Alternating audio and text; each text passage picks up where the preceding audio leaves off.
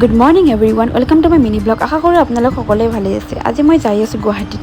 তাৰ পাছত এথেন পিলপিলি দি মই বাছত উঠা আহিছোঁ। বাছত উঠলোঁ। তাৰ পাছত ইফালে বাছখন ষ্টাৰ্ট দিলাক। ইফালে চাওঁ যে আমাৰ ডাঙৰীয়া ৰখি আছে। তাৰ পাছত আহি মই গণেশ মন্দিৰ পালোঁ আজ্ঞাথৰ, যিটোত সৰুৰ পৰা আমি সেৱা কৰি আহোঁৱে গুৱাহাটীত গ'লে।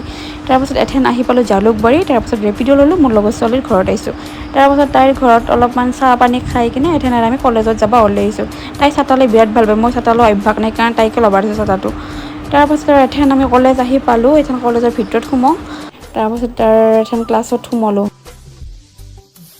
তাৰ পাছত পেটিছ আৰু আমাক কাজু বৰফি খাব দিলাক। আমি সেইবিলাক খালোঁ। খাই কিনে এথেন তাহাৰ ঘৰত যাই আছোঁ।